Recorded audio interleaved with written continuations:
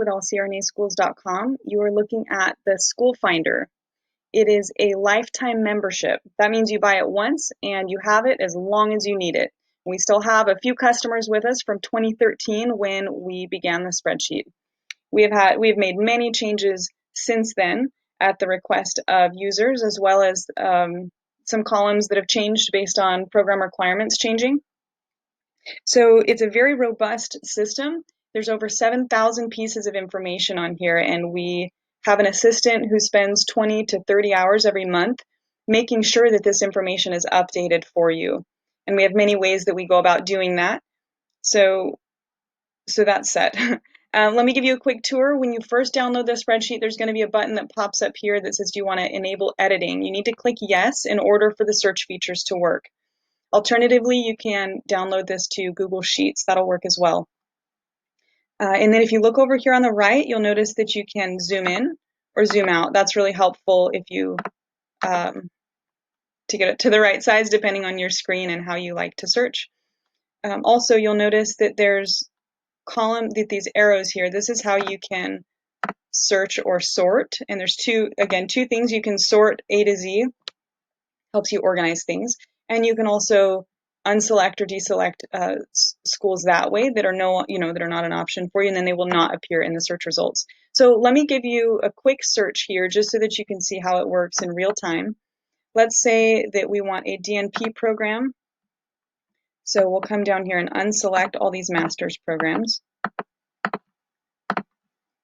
And let's say we want integrated. So we'll unselect front-loaded. And then let's say we want to use nursing CAS, and that makes it easy to apply. It's a system that you put all your information into, and then it helps you to apply to many schools at once. There are some hiccups with it. It's not as easy to use as it could be, but it's a feature nonetheless, and here it is. So that was our quick little search. Now we have just these handful of schools that apply to those different requirements that we just put in there. And so you'll also notice here on the left that there's a lot of numbers missing. You're only seeing, these schools that meet these criteria. To get it back to the original screen, you'll need to come back up here and clear those filters. So you'll notice that as long as these numbers are not sequential, you'll know that you have a filter going up here. So we're going to clear all those filters.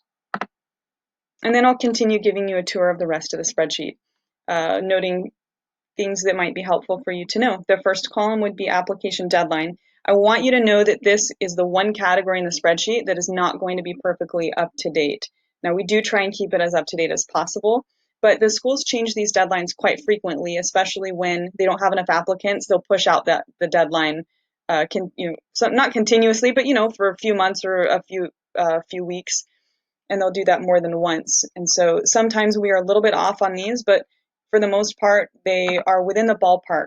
And that's how I recommend that you use this category is as a ballpark. These are roughly when you'll need to apply, but definitely go ahead and check the website just to be sure that you don't miss an important deadline. It's too important to miss. We do include it anyways, even though it's harder to keep updated. We include it for your convenience so that you know what time of year you can apply and that sort of thing. So let's move along. Let's look at acceptance rate. That's a really important column. If you are not a competitive applicant, you may want to unselect these schools that are harder to get into because it'll give you a better chance. If your stats aren't very high, then you don't want to be up against 10 other applicants. You want to be up against 4 applicants. You'll have a much better shot that way. The other thing I want to say here is some of these schools are kind of surprising in their acceptance rate. For instance, the U.S. military, you might look at this and be surprised, 95% acceptance rate. How on earth? Why don't I apply there? Or is this data inaccurate?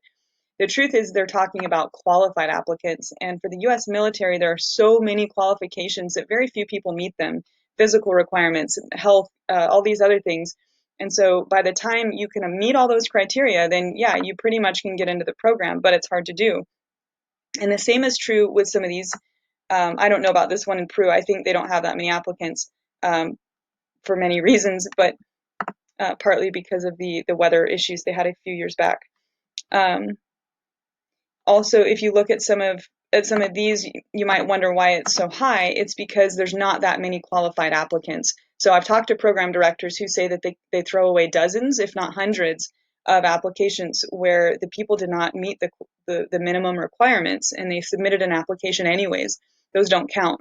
So this acceptance rate number, these are qualified applicants, not just any applicants. And many times the number is much higher than the people who are qualified.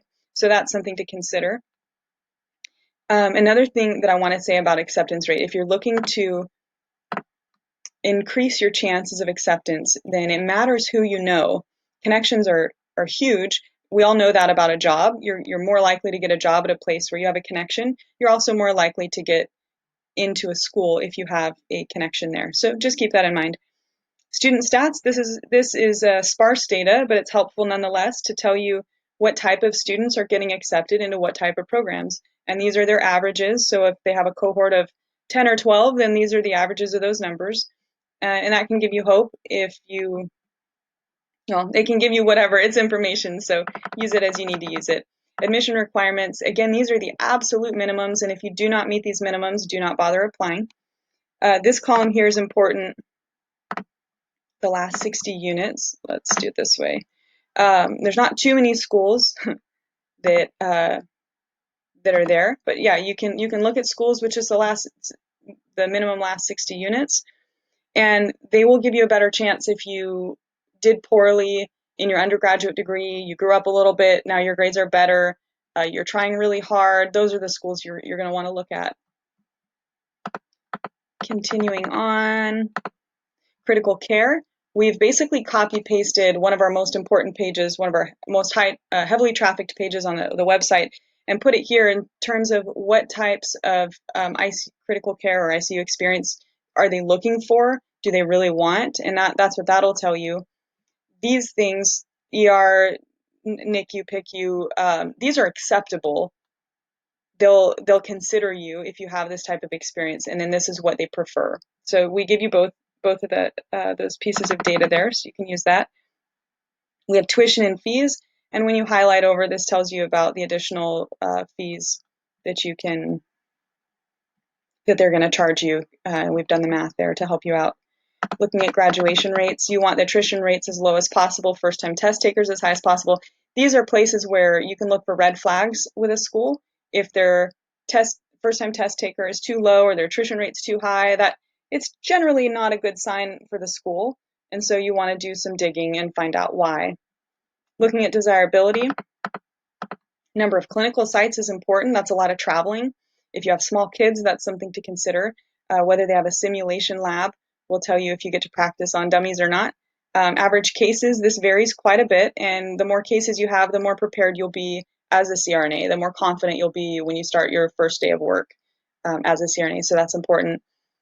Area vibes, the closer to 50, this is an area you wouldn't want to live in. It has maybe high traffic, high violence, high low amenities, bad weather, and then the higher numbers up to, closer to 100 is going to be more expensive to live in, nicer amenities, maybe a better education system, better weather, those sort of things.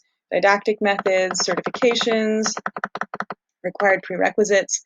If you've taken, some of these classes and not others, this is important so that you don't have to retake classes you don't want to retake. And then finally, you have the month that it was updated and the program website hyperlink so that you can quickly continue your search there. So I hope that was helpful and informative for you. We wish you the best as you find the school that's right for you. And if there's anything you'd like us to add to this spreadsheet, or if you have any questions about how to use it, please feel free to email me at joy@allcrnaschools.com, and we'd be happy to help. Thank you so much.